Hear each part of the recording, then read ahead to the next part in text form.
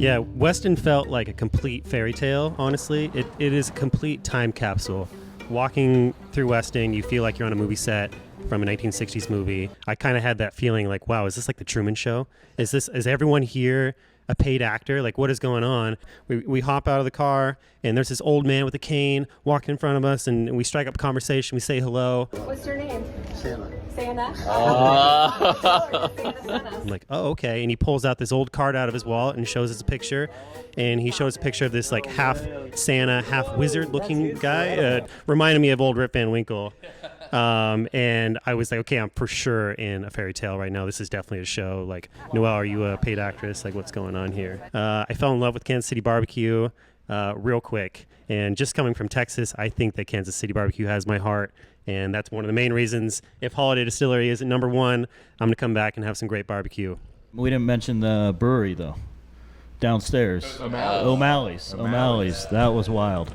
Yeah. Would it go down? What did you guys say? There's 4 levels.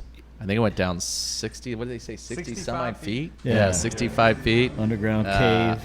Yeah, wow. Right. All the old stone is still there. Yeah.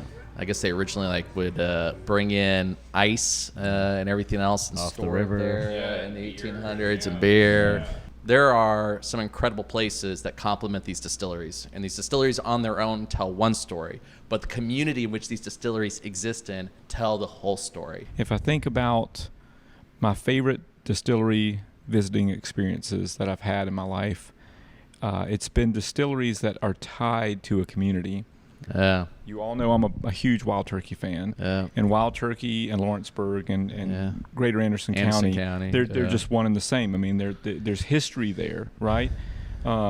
Same thing with a place like Starlight, where you have Starlight in Borden, Indiana, and everyone comes together for this community, and the focal point is often the distillery, and it's not necessarily because they make whiskey, but because there's this whole exchange there of people work there.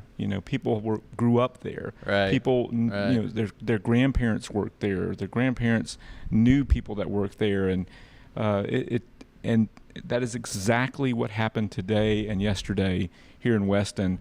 When I think about our experience in Weston, I mean, it is there is so much packed into such a small amount of space.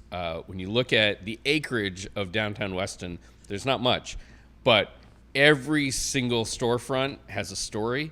Every single storefront, we would go into places where, there was one place that was a sort of Celtic clothing store at the front, a whiskey store at the back, and then above it, a speakeasy that was a private club, but also open to the public on the weekends. I mean, nuts. There was an old tobacco barn underneath which was a liquor store, a cigar store, and a cigar bar. There is so much packed into this one main street. I would, if anyone ever asked, where should I go for vacation? I gotta say, Weston, pretty good choice.